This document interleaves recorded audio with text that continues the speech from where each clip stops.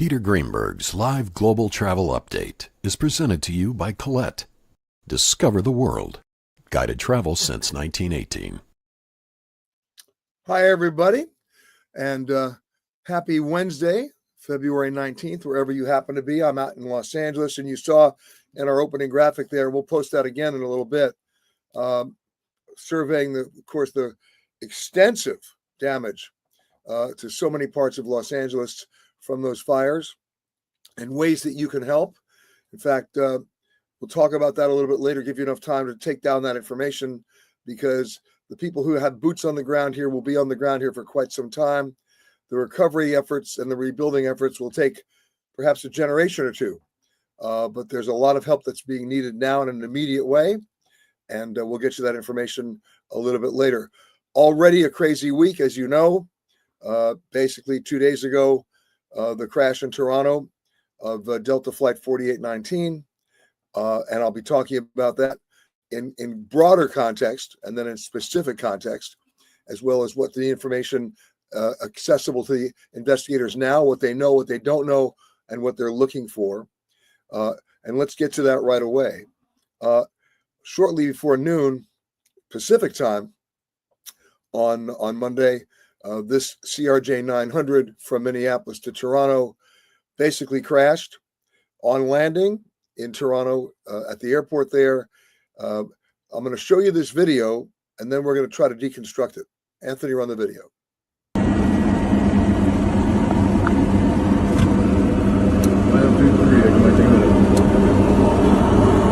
Oh, fuck. Oh, fuck. Oh, no, no, no, no, no.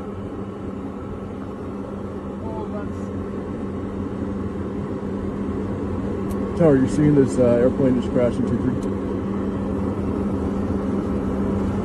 Oh my god.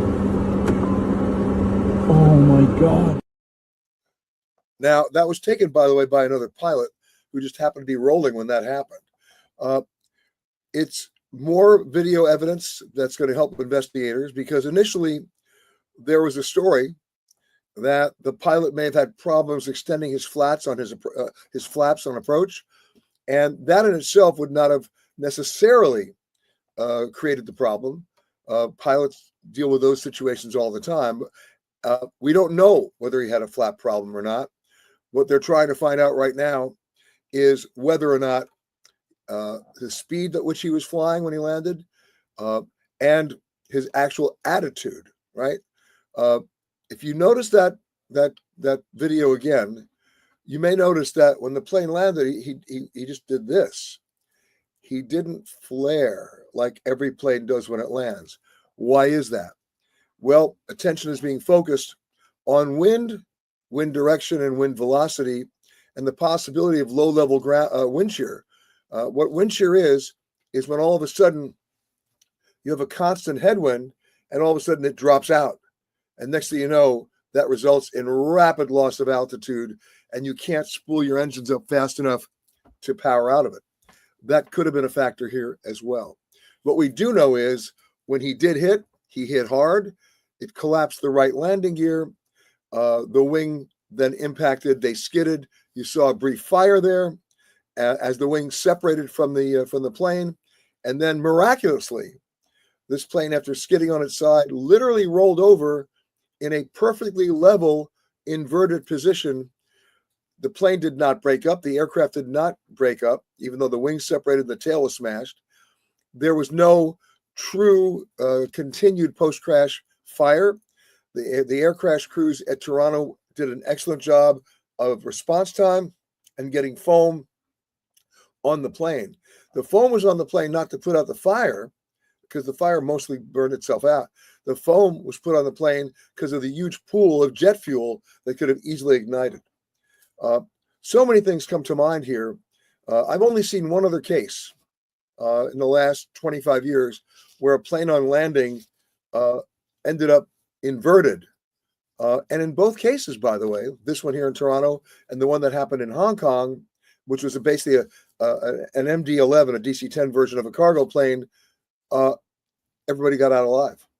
This is absolutely remarkable. And, you know, you've heard me talk about FAA seat standards, which don't exist.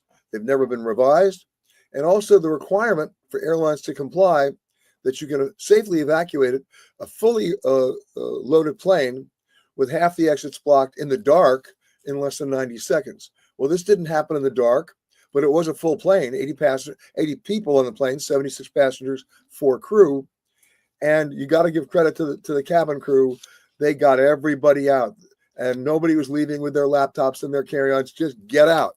And they did. That was in itself remarkable. What also saved them is that this is a narrow-bodied plane. So remember, they're hanging by their seatbelts upside down, but the distance from where they were hanging to the floor, which was then the original ceiling of the plane, was not very big. So you didn't have too many injuries getting out of those seatbelts. Had it been a wide body, different story. But in this case, they got everybody out. No one died. And now the investigators have at their disposal the cockpit voice recorder. They retrieved that. That will give them the last 30 minutes of conversations both in and from the cockpit. They've got the flight data recorder, which is interesting since the tail was basically smashed in, but they were able, that's where it's located, but they got it. That's being sent to the NTSB, their lab, because they've got such a great lab, basically to download it and then create a second-by-second timeline, because they also have the communications from the tower. They also have communications from other pilots. They also have all the other eyewitnesses that saw this. And with all that data, the existing video, plus the second-by-second transcript of what was said and what was done, they'll have a pretty good idea within a very short period of time of not only what happened, but why. Now, for those of you who are concerned about air safety and all the incidents that have happened in the last couple of weeks, I can tell you without equivocation, there's no linkage here. There's no pattern here. Each of these were individual events, not linked in any way to the others. This, by the way, this has nothing to do, this particular incident has nothing to do with the FAA or DEI, happened in Canada. The mid-air collision in Washington, different set of circumstances, of course. The crash in Philadelphia, the actual landing crash and runway incursion in Scottsdale, I was there last week, of the Learjet. All of these were individual separate incidents that had separate sets of circumstances, separate reasons and probable causes, and more than likely separate solutions so that these things can't happen again. But if you go back and look at that video and you realize that this CRJ 900 did not flare, there is every reason at least to initially conclude, and again, it's early, I don't want to speculate, that it was a very hard landing, possibly caused by a low-level wind shear. Initially, we thought, without seeing the video, that the plane had bounced and then flipped over. Didn't happen. The plane hit hard, never bounced, and then rolled over after the wings had separated. So we're going to be covering this for a long time, simply because of what lessons we're going to learn, and most importantly, what lessons can be applied. Again, you've got 80 separate eyewitnesses on the plane, each of whom can speak from their own physical position on the plane as to what happened and when it happened to them. And then based on the GO teams that will be on the scene, covering everything from engine performance to weather to human factors, the training of the pilots, their reaction in the cockpit, or what they may have done, even inadvertently, to contribute to this, weather notwithstanding. How fast were the winds blowing? Were they outside the approved parameters of the operational characteristics of this particular plane? Remember, when you're dealing with headwinds, crosswinds, and other weather factors, every airplane has its own limitations, which are spelled out in the airworthiness certificates and the manuals of those planes. How fast it can go, how high it can go, how much of a turn it can make in terms of a banking degree, and of course, what conditions can it safely operate in. All of this will be looked at and in the days and weeks ahead. We will stay on top of it, but keep in mind, going back to other issues that preceded this on Monday, the FAA needs a massive restructuring. And what's not helping them is what just happened yesterday with the administration firing about 600 FAA employees. Who are these employees? The people who work in radar and air traffic control.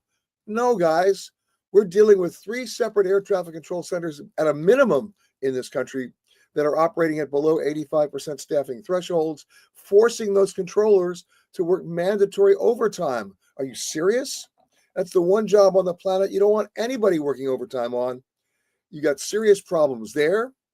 You have serious problems in regulations. We mentioned the safe evacuation of these passengers, which in itself is a miracle. It is, and we should be all thankful for the quick and responsible way that the flight attendants got everybody out. That was truly amazing. Big shout out to them. But the flight attendants will tell you, Sarah Nelson, who's been on this show before, will tell you, she's the head of the union, that the FAA seat standards are ridiculous. They do not allow for any real safety. They keep on packing more and more seats into planes. Would you believe that right now, I'll give you one example, Lufthansa has put so many seats in their Airbus 320, forget legroom, I'm talking about safe evacuation opportunities here, that it's so crowded on that plane that during the flight, the only place for the flight attendants to sit is in folding chairs next to the lavatory, because their jump seat would impede people moving. That's how crowded it is on those planes. This does not speak well of a safe evacuation in the event of an emergency in which half the exits are blocked and it's a fully loaded plane. We have to deal with that. Back in 2018, Congress mandated the FAA to come up with new seat standards to allow for safe evacuation in a real world scenario. What did the FAA do? It slow walked it. It then ignored it. The FAA was then sued by a public interest group saying, you were already ordered by Congress to do this, you need to do it. And for reasons that still escape me, the court ruled in favor of the FAA. Some jurisdictional problem. But we got to get beyond that. This is now no longer something to talk about for the next 4 decades. Remember, you want a safe air traffic control system out there, going back to what happened in Washington, D.C. You want a safe environment in terms of how planes are manufactured, how they're inspected, and how they're certified. The solutions have been on the table for decades, and Congress has never mandated those solutions in terms of proper funding and requirements for funding to move this forward. For the last 4 decades, the FAA has been talking about next generation in terms of air traffic control. Hey, by the way, we're 4 gens later now, and they still haven't done it. There's not an air traffic controller who won't agree with me on this. So, look, we've had wake-up calls here. Most recently, of course, the mid-air collision at Washington Reagan. There's no time to hesitate here anymore. There's not even any time to debate. We know the problem, and we know the solution. There are no real question marks here. Remember, and I've said this before, and I will continue to say it, if you know there's a problem, we're talking about air safety here. If you know there's a problem, and you know there's a solution, and you know that you can implement the solution, it's available to you, and then you consciously make the decision not to implement that. I'm not a lawyer, I don't play one on TV, but I can easily prosecute successfully a case of criminal negligence. It's one thing to say in an investigation like we're doing right now, we don't know what really happened yet on Monday. And it's also fair to say we're going to investigate it, and we're going to give the investigators all the tools they need to determine the probable cause so that we can make the recommendations to make sure it never happens again. Okay, fair enough. But once they find out what happened, and let's say they find out not only what happened and why, but here's the solution that will make sure this does not happen again, or it mitigates the possibility dramatically, and then we don't make that solution happen, and it's available, hey, a 4-year-old could prosecute criminal negligence here. So the FAA needs to do a huge wake-up call here. When we're dealing with critical safety and national security agencies, whether it's our nuclear arsenal or air traffic control or the food that we eat, I mean, I can go on.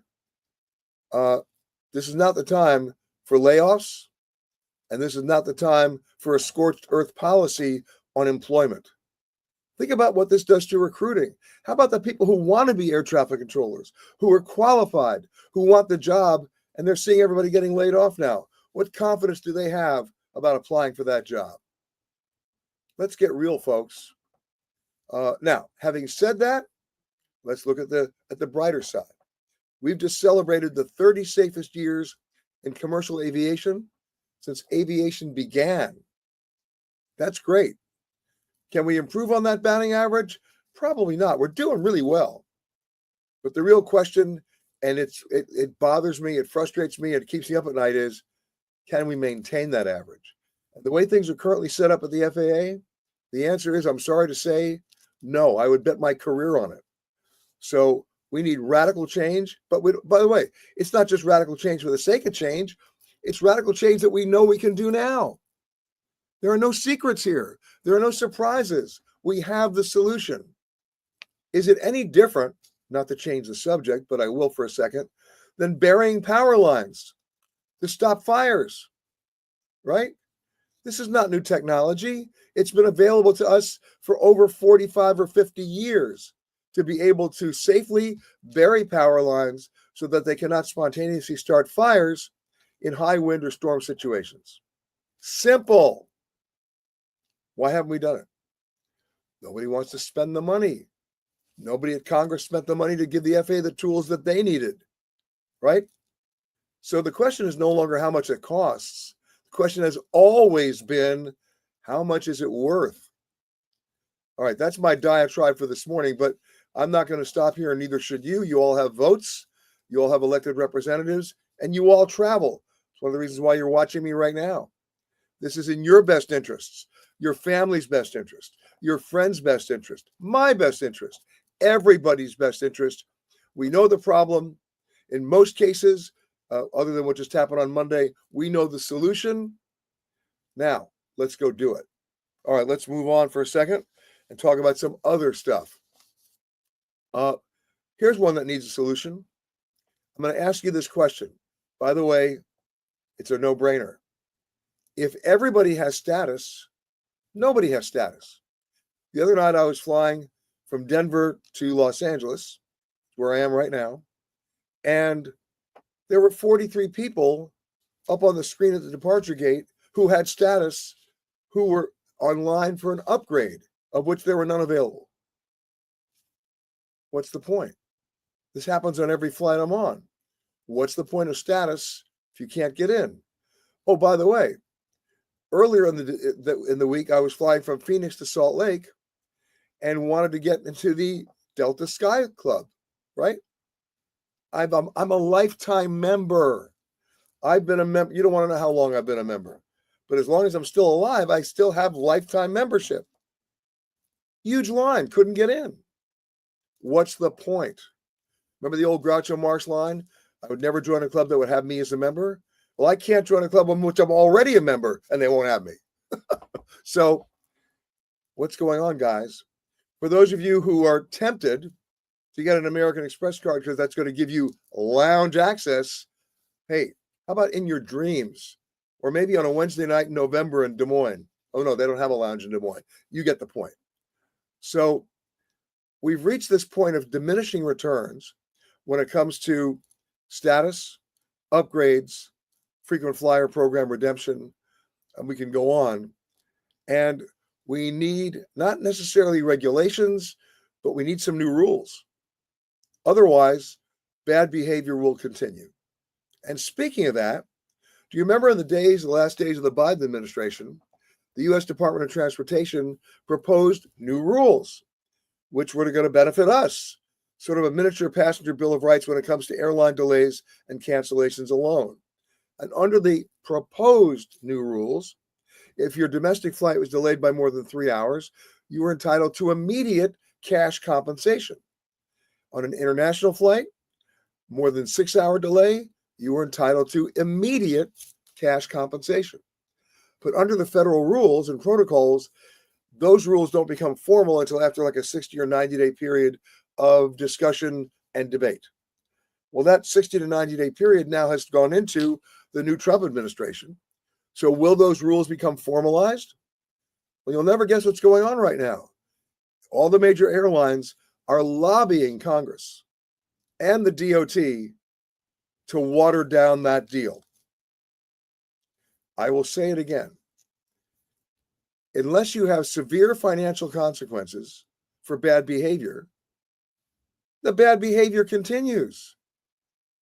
And again, you have votes, you have elected representatives.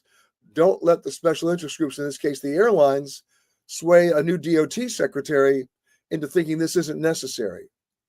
It is necessary. Remember, we're talking about airline control delays. We're not talking about weather or acts of God. We're talking about if they're missing a crew member, if they have a mechanical, if the plane that's supposed to take you is late coming in, not because of weather. All these are controls, all these are delays and situations under the airline's control. Now, there's already a rule for that in Europe. It's called EC Rule 261. They've been way ahead of us. If your flight is delayed or canceled, they get out the cash. They put you in a hotel. They do everything. In America, if you're lucky, they give you a voucher for $8, which doesn't even buy you an Auntie Anne's pretzel. And they give you a voucher for a hotel room without any guarantee that either A, the hotel room is available, or the voucher value will even cover the cost of the room. This is garbage. If it's under the airline's control, they need to be responsible, and they need to be held responsible. It's not a difficult concept, folks. So make sure you let your voice be heard on these proposed DOT rules. Same thing from the Federal Trade Commission in the last days of the Biden administration. They proposed new rules for transparency and full disclosure with drip pricing in hotels and those dreaded resort fees, right? Forcing the hotels under the proposed rules to prominently display in the same typeface and font and location what other charges they're going to hit you with, and the same location where they're quoting you their official room rate. Have we seen that yet? No, we haven't. Again, it's now under consideration in the Trump administration. So we have things we got to talk about here. All right, now, we saw this at the start of the show. I'm going to give it to you again. Anthony, please put up the aid and relief organizations. I'm going to let that have a little bit of time to sink in there, folks, so you can write it down. I'm here in Los Angeles. I'll be surveying the area throughout the rest of this week. As many of you know, I'm also a fireman, so I'll be hanging out with some of the firemen in that location as well to go through what happened. And again, like any accident investigation, to see what happened, how it happened, why it happened, could it have been preventable, and what lessons can we take from this to make sure it never happens again. Well, here are two no-brainers, folks, in which the technology has existed for 40 years. One we've already talked about, the bearing of the power lines. And here's one we haven't talked about a lot. Here we are on the coast. Put out a huge pipe 2 miles into the ocean with an 80-foot diameter strainer and a V connector at the shore, with one part of the V connector going to a desalination system, and then run pipe all the way through to Nevada, Arizona, New Mexico. And the other V connector goes to the water supply for the hydrants and the wells and the reservoirs. Normally, that V connector would be turned to desalination for a constant source of water. And we all know what the water tables are like in Arizona, New Mexico, and Nevada right now. Just ask the folks at Lake Mead or on the Colorado River in Arizona. It's terrible. Then, in the event of an emergency or a fire, you flip the switch, unlimited supply of water, unending supply of water for the firefighters to use. What am I missing here? In my fire department back in New York, we've been using a version of this system for years. It's called drafting. We worry about wells being dry at fire hydrants. We worry about water pressure. So what do? We run hose to the bay with a strainer. And that goes into the trucks, which have their own pumpers. And now we have an unlimited supply of water to put out fires. There's nothing to discuss here, folks. Let's just do that. Now, in the ocean, you can't put the hose in the water because the sand that's churning up will destroy the impellers on the pumpers in the trucks. But you can run pipe out underwater deep enough to avoid that problem and still give you that unlimited supply of water. I asked that question the same way I ask about seats on airplanes. What's keeping us? We have to get rid of a CFO mentality that worries about cost and a CEO, more humane mentality that concentrates on worth. That's what we need to do. All right, let's go through and say hello to a few people here before I continue on other stuff. Jim and Harriet, always first up here. And you say, do I feel safe flying given the pending layoffs at the FAA? I still feel safe. I get on planes every day, literally. Today, tomorrow, and Friday, I think are the only 3 days in a long time I haven't been on a plane. So yes, the answer is yes. But it doesn't take away that the problem has to be solved. Priya's saying, hope I'm doing well and somewhere warm, watching from cold Chicago. Well, it's somewhat warm in Los Angeles. I'll give you that. Tish is saying hi from gray and gloomy Holly Springs, Georgia. Camilla's saying hi from Tucson, as she always does. Mary Jo saying greeting from a very cold Pennsylvania. Lindy's saying hi from Ventura, right up the coast. By the way, run pipe into the water there as well. Remember, we have a cycle in coastal areas of drought, followed by fire, followed by mudslides, followed by, right? If you can get the water in the right time of the year to irrigate, then you hold the soil. And you have the water to be able to fight any fires. And it stops that terrible cycle. Katrina saying hi from Alabama. Robin saying greetings from the winter wonderland, which is Williamsburg, Virginia.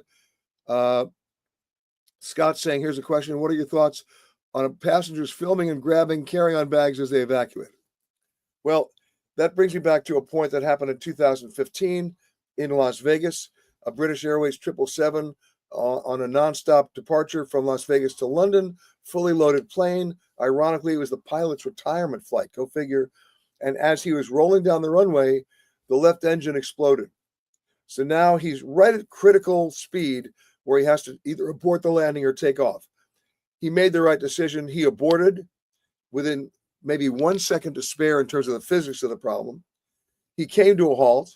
The brakes were molten, but he was able to stop. But half the exits were blocked on the left side of the plane or on the right side of the plane. I forget which side the engine was on fire, which means everybody had to go on one side, fully loaded plane. Remember, every airline is supposed to comply with a rule that says they can safely evacuate a plane that's fully loaded with half the exits blocked and in dark at night in less than 90 seconds. Totally ridiculous. And yet every airline passes the test. In the old days, they passed the test because they got to pick who did the test, aka the staff from Cirque du Soleil, right? Now the airline, it's gone even worse than that. The airlines have gotten a waiver from the FAA. Have you heard of that? An FAA problem again? Where the FAA has given the airlines permission to do the test on computer simulation. Absurd, delusional. In the case of that British Airways flight, it took 11 minutes to evacuate that plane because people were coming down the slides with their carry-on, their favorite pillows, no.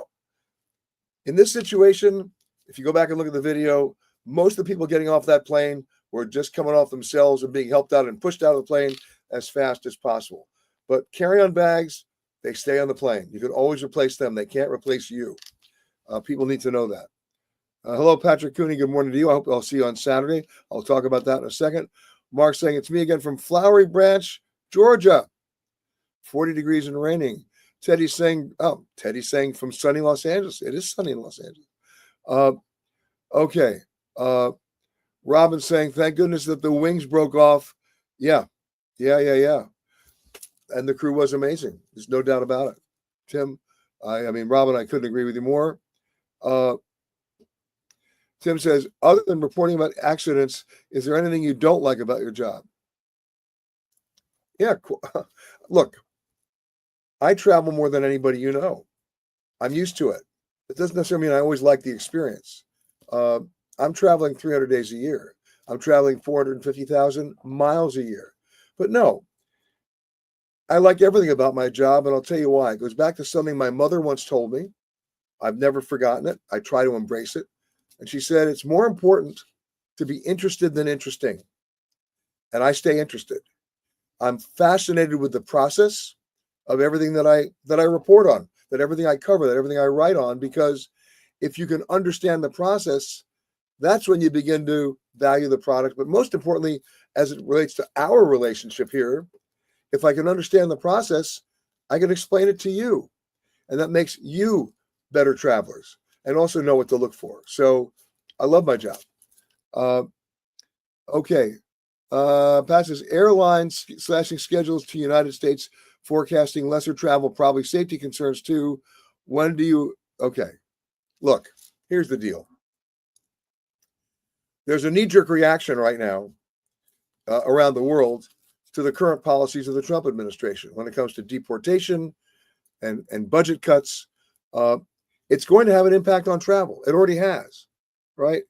When you lose your job, you need to preserve your financial resources. That means you may defer a trip or a vacation.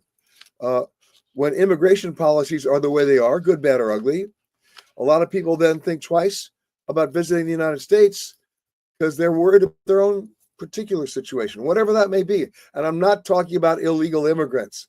I'm just talking about an overall theme here. So now, if there's any good news, all of this is happening at a slow travel season, right? Doesn't pick up again until May. So we'll have to watch and see. Because right now, the airlines are acting as if nothing's changed. They're doubling and tripling down, which is good news, by the way, on a lot of their international routes. We have now more international routes from the United States than we've ever had. And we're talking nonstop flights to secondary and tertiary cities around the world, which expands your options and your choices and your opportunities. So I hope that's going to stay. Domestically, things are going to get a little tighter. Remember, there are rumors abound still around Spirit and Frontier, and most recently, as in yesterday, about a possible merger or acquisition or partnership between Southwest and JetBlue. Go figure. Little red flag warning here, folks. Anytime you see mergers, airfares go up.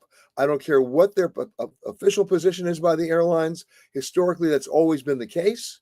Your choices get diminished, and therefore, law of supply and demand, fares go up. And average seat fares go up, meaning the yield for each passenger per plane goes up, which then makes the airlines go back and reevaluate the routes that they're flying. And even if they're flying full flights on certain routes, they think they can make more money per seat by pulling that plane off and putting it somewhere else. They'll do it. Ask the folks in Toledo, Ohio about their service, which is zero now. All right, let's keep going. Good morning from icy Tulsa to Gene. And Joseph saying hi from Kenya. Okay. Priya says, planning on a trip to Spain in April. Is Malaga worth 3 days? You know what? Malaga you can do in 3 days. Absolutely. But don't forget where Malaga is and go do the coast. All right. Thank you, Barbara from Woodstock. Emily saying, can you please recommend a hotel in Istanbul for those who can't swing the Four Seasons or Shiran Palace? Yeah. You know, there are hotels you can get on the other side, on the Asia side of Istanbul, which will not cost you that much, and it's easy to come across by ferry. It's no different than the people who don't want to stay in Midtown Manhattan and spend $1,200 a night for a room. Go stay in Queens and hop the subway. You're 2 stops away from Times Square. It's the exact same principle. Look on the Asia side of Istanbul, and you'll get better deals. Okay. All right. Mary's saying, our stop in Gibraltar on my transatlantic has been replaced by, did you spell that right? You know what, Mary Jo, email me that and I'll try to get you that answer. I'm sorry that they replaced the Gibraltar stop. We were just there. Had a great time. Okay. Oh, I love this from Mark. Status should only be awarded to people that fly at least 2 times a month in first class and pay for first class, full fare. Yeah, good luck with that idea, Mark. Look, with so many people earning, 54% of the people who earn status earn it by spending on their credit cards that are linked to a certain airline. And it's hopeless because you can't redeem the miles anyway, right? So we've reached a critical juncture here, the point of diminishing returns on the airline frequent flyer programs in terms of how you earn, what it costs to redeem, and whether you can ever redeem. And I was truly hoping, and by the way, this transcends politics. This is not a blue issue or a red issue. It transcends all politics. We're all affected by this. We need somebody to come in with new rules with financial consequences, or these mileage programs have the equivalent of Venezuelan currency. Okay. Lorraine says, how do I weigh in on Avelo Airlines? You know what? Avelo, there are two airlines right now you need to pay attention to, Avelo and Breeze. They really serve markets that have been traditionally underserved or not served at all, and they're doing a very good job. And the price is right. Okay. Okay, Michael's in freezing Ohio. Gina says, hi from sunny San Diego. Yeah. Okay. Okay, Pat says, not just bags. I'm offended by the videos popping up online taken during evacuation. More important to post on FB than saving a life. Well, hold on, guys. Who do you think is taking the videos? The first responders? No. It's the passengers with their cell phone who just got off the air going, what the, right? I would have done the same thing. And not even as a journalist. Everybody's a citizen journalist these days with their cell phone. And when you have something that horrendous, not forgetting, the PTSD problems. I mean, the minute you get off that plane, you want to turn around and capture that. I don't think there was anything wrong with that unless it impeded the actual evacuation, the physical evacuation of the plane. But once you're outside the plane, record it. You need to see it. Okay. Redco's watching from Omaha.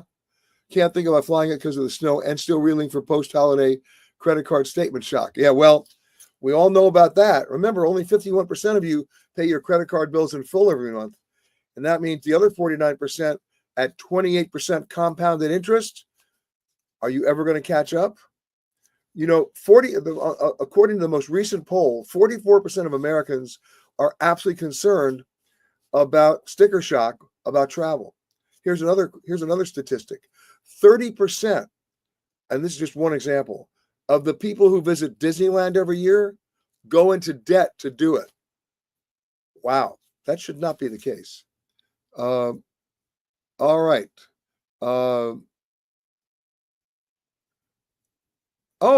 Here's one from Chesney. When is Hidden Uganda premiering in the USA? In about 10 days. In fact, we should actually, if we have that video, thank you for that question. Remember, it's gonna premiere on PBS stations and then roll out throughout the country on PBS. And then on March 17th, it'll be available on Amazon Prime and Apple TV Plus. That's our latest in our hidden series called Hidden Uganda. Anthony, if you've got the video, you can run it. Get set for a very special journey deep into the heart of Africa to a place most people have never experienced. I'm Peter Greenberg, and join me as we navigate a country where old rhythms live on and ancient instruments create modern sounds. A land of distant wonders and the promise of endless bounties, and all still waiting to be discovered. Welcome to Hidden Uganda. And there you go. For those of you who think you know the Nile, not until you see the Nile in Uganda do you see power and total terror on a Class 6 rapids, which we actually did, and I live to tell the tale. So I hope you get a chance to see it. Check your local listings. Speaking of checking your local listings, I'll be speaking this weekend on Saturday at the LA Travel and Adventure Show, and that'll be followed in San Francisco. It'll be followed in Denver, and it'll be followed in Washington, D.C. But if I'm speaking this Saturday, I believe at about either noon or 1 o'clock at the LA Convention Center. I hope you'll come out and see me. Other great guys who will be there, Paula Fromer, Rick Steves, and of course, if you watch Discovery, my good pal Josh Gates will all be there and happy to talk to you and hear your questions live from the LA Convention Center. So I hope you'll join me. And I believe there's a promo code you can use for discounted tickets. I believe that promo code is Greenberg VIP. See, everybody has status. You're all VIPs, and I hope you'll come and see us. Now, moving on before that, one other thought again. Let me pull up the LA relief information again, if you can, Anthony. This is very important. Until you go and see this for yourself, and most of you won't or can't, but I'm going to be your eyes and ears. I'm telling you, it's devastating. Whether it's Altadena or actually in Pacific Palisades, please do what you can to help. These are the folks with boots on the ground. They haven't left. They're not leaving. They're going to be here for the long haul, because it will be a long haul. So please write down those websites, log on, and see whatever you can do to help. It will be so much appreciated. And for those legislators who are hearing me now, bury the power lines, put the pipe in the ocean, and then stop finger pointing. This isn't political. This is practical. I'm speaking not just as a citizen, but as a firefighter.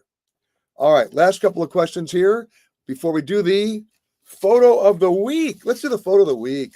Let's do it. Now, there's so much I love about this photo. Of course, it's Antarctica. And of course, we want to thank Susan Babin. And she writes, my brother posted these yesterday. That was this week, guys, while on their Antarctic expedition cruise with National Geographic. What's interesting about this photo is, first of all, how calm the water is. And most of the Antarctic, when you get into these areas, is pretty calm. But also, look at that small red sailboat. How the hell did he get there? That's one bold sailor, because in order for him to get there, he had to cross the Drake Passage. Yikes! Amazing. Great photo. And if you like to think that your photo qualifies as the photo of the week alongside with Susan's, that's easy. Just send it to photocontest@petergreenberg.com. And if we agree with you, guess what? It goes right up there next to Susan's. Okay, Judy, I've got some pre-sent questions here from Judy. How do you evacuate upside down? Carefully. What mostly happened is, and this will be told later on, is that one person was able to get out and then helped everybody else unsnap so that they didn't fall on their head. And that's how they did it, one by one by one. Teresa, it seems like there are so many plane crashes lately. What is going on? There is no link here, folks. There is no pattern. Two of the crashes were smaller planes, the medical jet in Philadelphia and the Learjet in Scottsdale. And the other two incidents were commuter planes. So, and 4 separate sets of circumstances, no connection whatsoever. Again, 4.4 billion people flew around the planet last year. I think we were all part of that, and we're still here. I'm not worried about that. I am concerned about maintaining that great area of safety, and that's what I've been talking about throughout this program. So there's my answer for that. Patty says, how do you pick which countries you go to for your hidden series? Can you do one on Japan? We would love to do one on Japan, but let me answer the first part of your question first. And that is, we try to come up with a diverse mix geographically and culturally. So we've done hidden Ireland. We've also done hidden Saudi Arabia. We did hidden Belize, but we were just finishing hidden Egypt. In the U.S., we've done 3 states back to back, 2 of which are airing now. One will air later this summer. We've done hidden Mississippi and hidden Louisiana, which for most intents and concerns, it's all hidden. Nobody knows these states. Most people think they know Alabama, but they don't. And we'll prove that on our show that'll air later this summer. So now, as far as Japan is concerned, we would love to do it. In fact, we're working on putting that together as you speak. So now, will that happen this year? No. With any luck at all, we'll shoot it early next year. All right, but thank you for your question, Patty. Tracy says, ETIS is currently not in operation and no applications are collected at this point. I've been saying that for weeks. Let me explain what ETIS is. It's an electronic travel authorization or an electronic visa that's been put into place but not operational yet by the European Union countries. What is in place is the ETA. That's from the United Kingdom. That's been in place for a while now, a couple of months. And on that, you have to apply at least 3 days before you go to the United Kingdom. They'll give you, it takes about 3 days to get it, or up to 3 days. It's an electronic travel authorization. They'll give you that number. You'll need that number when you buy your airline ticket, and certainly to show it when you get to the ticket counter or you don't get on the plane. Now, one caveat here that you didn't know is that if you're traveling through London, meaning you're not leaving the airport, you're changing planes in London to another location, you don't need the ETA, just so you know. But if you decided you're going to get to London, you want to stay overnight, need the ETA. So, for $13, get it. When the ETIS does come into effect, and they're talking end of April, then that'll cost you about $10. Okay? All right. Linda says, hi from Naples, Florida, going to Istanbul for the first time in May. Any tips? Watch our show, Hidden Turkey. You can do it on Amazon or Apple TV. It'll give you lots of ideas. Seriously. And you'll be in great shape. Rachel says, how do I take a dog from the U.S. with me to a foreign country, specifically Spain? Every country has regulations, in many cases, prohibitions or quarantines about bringing in pets. We don't know the answer about Spain, but we'll research that for you, and we'll get it to you the next time we do the update, okay? But, for example, that also applies to Hawaii, right, which acts like a foreign country when it comes to agriculture and pets, and the same thing in the United Kingdom. But we'll get you that Spain answer next week, okay? Anita says, our daughter wants to live in Europe for about 9 months. Any advice? She's 24 years old. Yeah. There are a lot of countries in Europe that are giving you digital nomad visas so that you can live and work abroad without having to come back every 90 days. So not a problem. Pick the country, then check the requirements. It's pretty easy. Okay. Bethany says, so Florida hit a record amount of tourism in 2024. Is it officially the state with the most tourism? It's between Florida and California. But because of the theme parks in Florida, I think they do take an edge over California. We'll get that answer for you. Jack says, hi, Peter, looking for an all-inclusive deal in Mexico. Can you suggest a resort or hotel in Cancun? Yeah, check out the Hyatt, folks. They just took over a group called Ziva. There's such a thing called the Hyatt Ziva. They do a very good job on the all-inclusives in Mexico. Carlin says, if your flight gets canceled due to weather and you miss your cruise ship as a result, will the airline refund your cruise ship amount? I have one 2-word answer for you. NO. That's why you buy travel insurance, but not from the cruise ship. Buy it from a third party. Okay? They're the only ones to buy it from. I hope that that makes sense. Okay, last couple of questions here.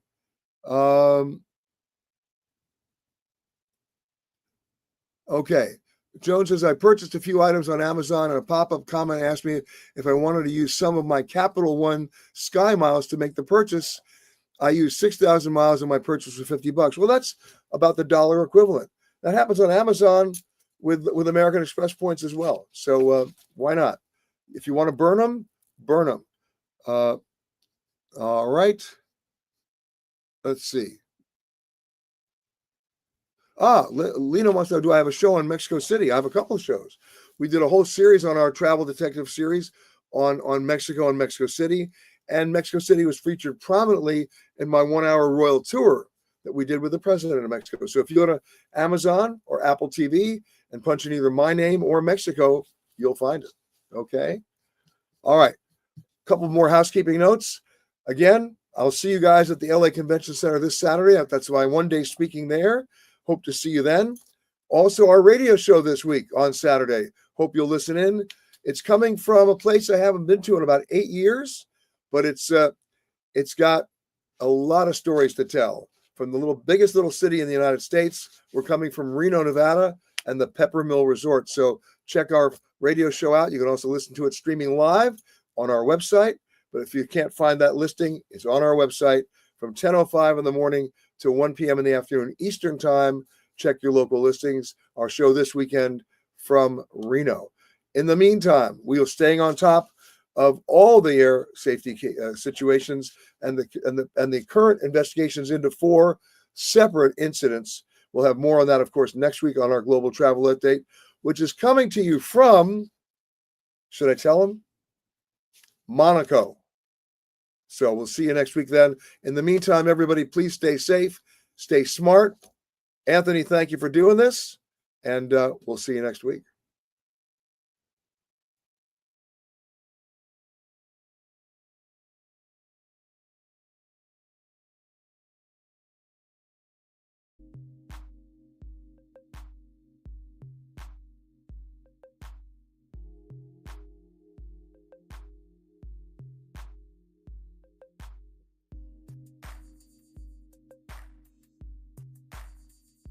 Peter Greenberg's live global travel update is presented to you by Colette. Discover the world. Guided travel since 1918.